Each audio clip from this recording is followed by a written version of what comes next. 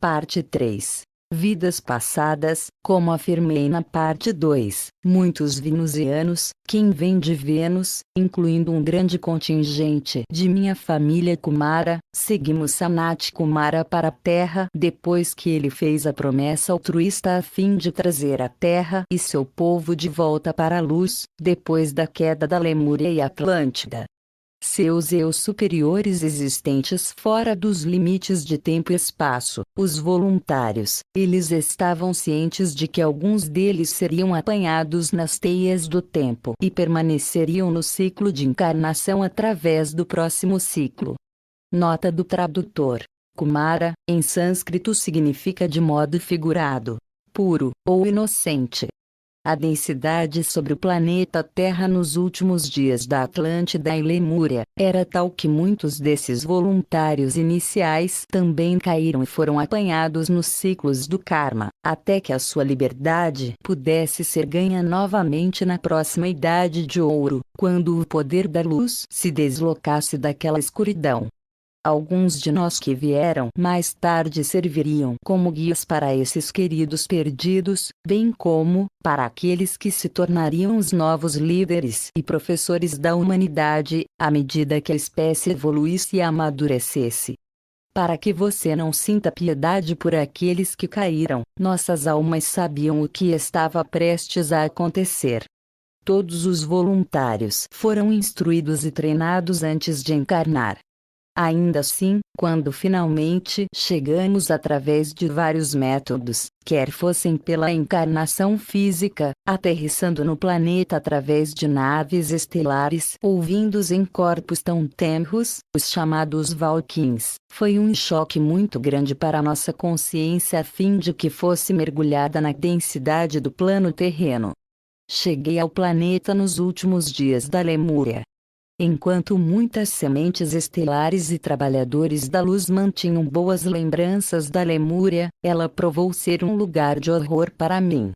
Eu era jovem, tola e despreparada para as intrigas das trevas que me procuravam atraídas pela minha luz. Eu era bonita, voluptuosa e alta, e talvez um pouco vaidosa, embora minha mãe não tivesse dito isso. Ela estava orgulhosa de sua filha. Ainda assim, em ser vítima que tinha caído nas conspirações das trevas, eu estava seguindo o comando interno de minha alma, me conduzindo profundamente dentro da humanidade. Lá eu iria esperar o meu tempo com os meus companheiros ao longo do tempo a fim de que as oportunidades surgissem quando a luz estivesse mais uma vez, brevemente transcendente durante os ciclos menores. Antes da queda, durante a época das grandes civilizações da Lemúria e Atlântida, o nosso povo ocupou vários cargos. Eram professores, sacerdotisas, sacerdotes, xamãs, engenheiros, inventores e artistas. Estes seres iluminados talentosos também procuraram esconder muito da alta tecnologia espiritual, usada especialmente nos últimos dias da Atlântida, a fim de que o conhecimento não se perdesse por completo. Você pode ler sobre a nossa história no livro chamado Retorno das Serpentes, da Sabedoria, de Mark Amaru-Pinkham, que é mais um Kumara. Apesar do poder das trevas, que foi se espalhando por todas as culturas de ambas e grandes civilizações, havia lugares onde poderíamos viver e trabalhar bastante intactos, de modo que muitas vezes escolhíamos lugares distantes do centro de atividade e da política. Muitos dos voluntários sementes estelares tornaram-se membros de grupos de sacerdotes e de outros sábios, pessoas qualificadas que migraram para as bordas exteriores do antigo império, e assim escaparam da morte física, quando a ilha-continente foi dragada sob os mares.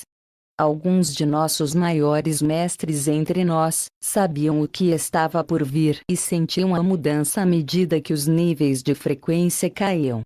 Os mais poderosos, os ascensos, retiraram seus templos e centros para o reino etéreo, em uma frequência superior do que aquela que estava disponível para a maioria dos seres humanos, e assim por diante.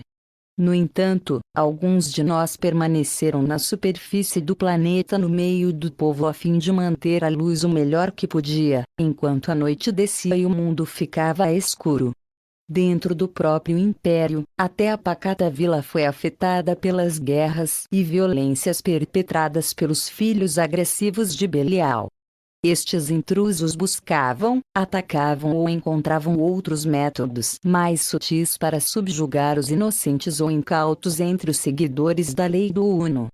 Todas as mentiras convincentes que as trevas ainda falam e mesmo nos últimos dias de escuridão foram utilizadas, em seguida, contra a humanidade e contra aqueles de meu povo que estavam no planeta como voluntários. Nota do tradutor. Belial é um personagem mitológico que significa rei do inferno. Eu não me lembro dos dias que passei na Lemúria. Foi-me dito que eu tinha pelo menos 2 vidas lá, ambas foram cessadas, abortadas cedo devido ao trauma. Após a segunda vida, deixei Lemúria e depois reencarnei no grande reino de Atlântida. Lá servi como sacerdotisa nos grandes templos à deusa. E, em algumas vidas, eu servi como um guerreiro guardião fêmea para o rei e a rainha. Antes da queda da Atlântida, fui guiada a emigrar para o que é agora as Ilhas Britânicas. Eu acompanhei um grupo de sacerdotes que se tornariam os primeiros druidas, que iriam servir o povo indígena das ilhas, e as ondas posteriores de imigrantes provenientes da Europa.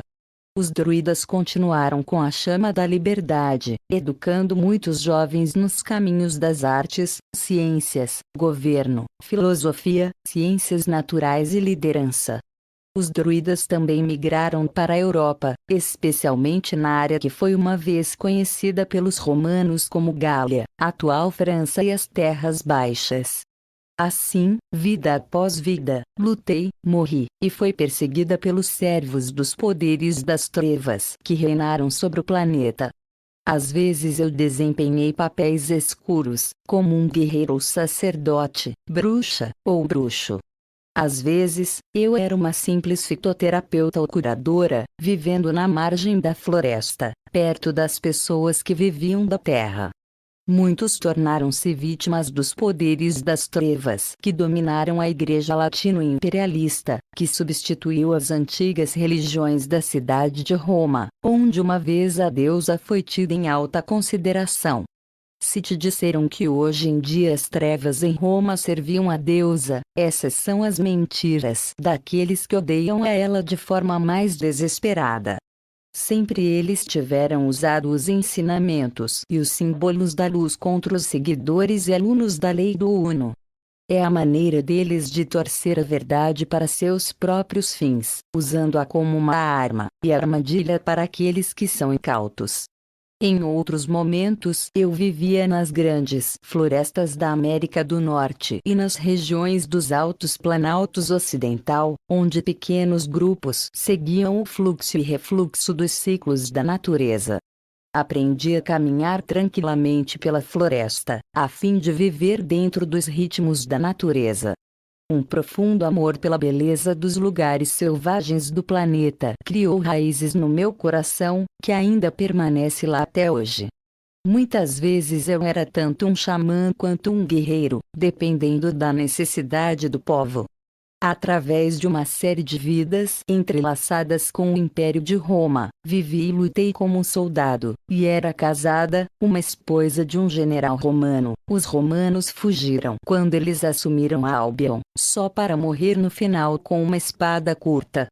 Eu fui um druida em mais de uma vida, desprezada pelos romanos e mais tarde pela Igreja Latina, mas dedicada ao povo a quem servi, ensinei e curei. Eu vivia como um kudei, cristianismo celta, solitário, e pregava orações juntamente com os meus irmãos e irmãs em Iona, a antiga ilha dos druidas que tinham chegado há muito tempo dos restos da Atlântida, antes mesmo que ela caísse no profundo mar azul, na tempestade e fogo. Eu dancei pelos corredores dos príncipes de Mogul e vivi muitas vidas como um filho, filha, da mãe Índia. Eu caminhei os antigos caminhos florestais do Japão, seguindo os passos de meu marido guerreiro, sempre a esposa, dedicada, pelo menos durante uma vida inteira. Eu era uma pequena dançarina de templo muito magra na Indonésia antiga e viajei em elefantes como um honrado senhor de terras. Na Escócia antiga, eu era um rei guerreiro, mais tarde, a filha de um conde, e esposa, para um barão, respeitado no norte.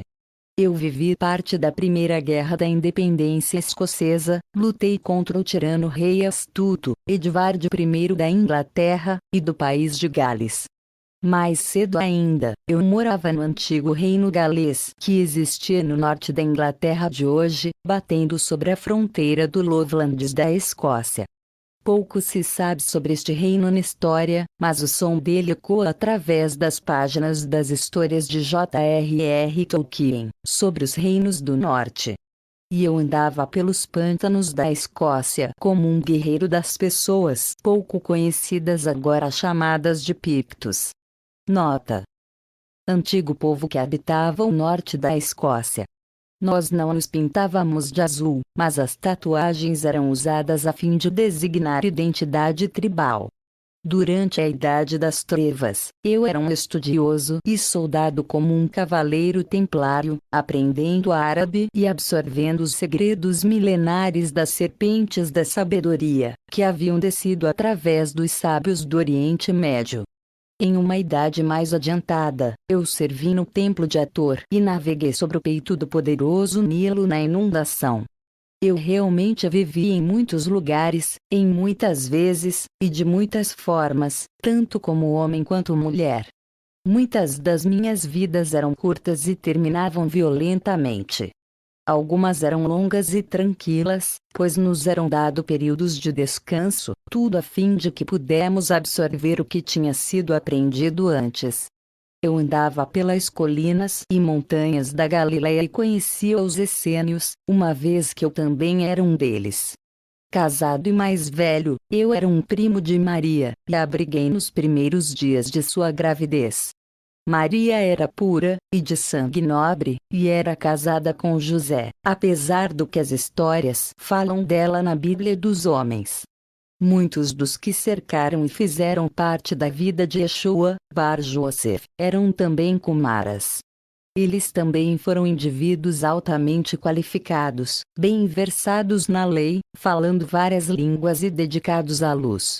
Eles não eram pescadores ignorantes e coletores de impostos que a Bíblia dos homens os tornou que assim fossem.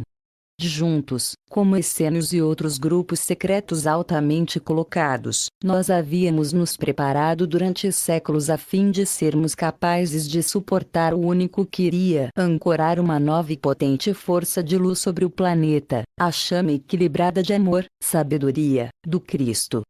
E nesse ciclo particular de grande escuridão sobre a Terra, o aspecto físico deste grande Senhor da Luz foi só bem-sucedido na realização da energia de Cristo dentro de seu veículo físico por curtos períodos de tempo, complementados por muitos adeptos, visíveis e invisíveis.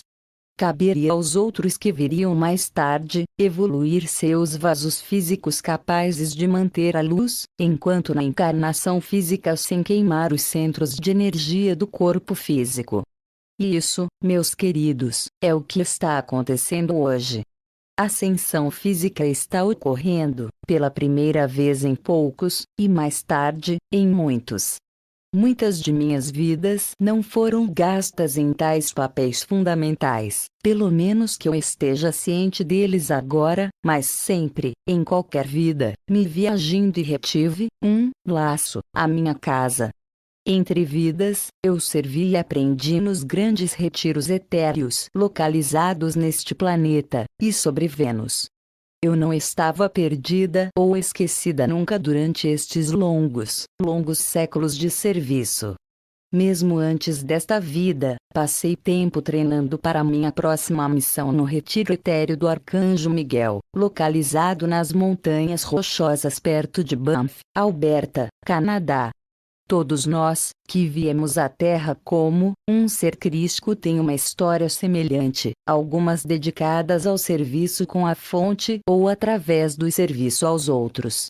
E na vida anterior a esta, a minha vida foi interrompida. Como um inglês e piloto da Força Aérea Real, bombardeiro altamente qualificado nos primeiros dias da guerra, eu fui abatido sobre a França. Pousei o avião, mas estava sangrando de feridas debaixo do fogo. De alguma forma, eu me arrastei do avião e depois caí inconsciente. Acordei brevemente no focinho escuro de um rifle alemão carregado. Eu morri em um campo úmido e solitário na França. Nesta vida, eu conheci o piloto daquele avião e até mesmo alguns dos meus outros companheiros daquela vida curta que também haviam morrido na guerra e rapidamente vieram a renascer. Eles não se lembram de mim, uma vez que nesta vida eu era uma mulher, mas eu os conhecia. Uma vez que nesta vida eu fiquei à parte, eu sou particularmente apaixonada por assistir dramas históricos britânicos, das épocas de 1930 e anteriores. Se tornando consciente apenas de tal indício de seu próprio comportamento, poderia lhe dar uma indicação a respeito de onde e quando você viveu em vidas passadas. Tenha em mente, porém, que seus eus superiores são perfeitamente capazes de enviar os aspectos do eu, self, de vidas passadas simultaneamente, no tempo e espaço, tal qual é conhecido nos mundos de baixa densidade, que não existe exatamente da mesma maneira em 6D, e acima. Assim, nesta vida de serviço neste planeta, eu estava determinada a equilibrar o meu karma e o que eu podia de outros, a fim de permitir que aqueles a quem eu vim servir finalmente entrassem em seu próprio karma. Quando as antigas previsões de videntes e profetas da destruição da humanidade em torno dos milênios deram em nada, sabíamos que tínhamos passado um marco importante. Agora aqueles que buscavam ascensão durante este ciclo estavam agora livres para persegui-lo com todo o coração. Junto com milhões de outros trabalhadores da luz voluntários de ondas mais recentes, nós tínhamos finalmente conseguido ancorar a luz do Cristo sobre este planeta. Agora a humanidade está livre a fim de perseguir seu objetivo evolucionista, se tornando uma civilização galáctica. E eu estou prestes a embarcar em uma nova missão. Namastê. Eu sou Tasjima Marias Kumara. Essa história vai terminar com a parte 4, uma nova missão.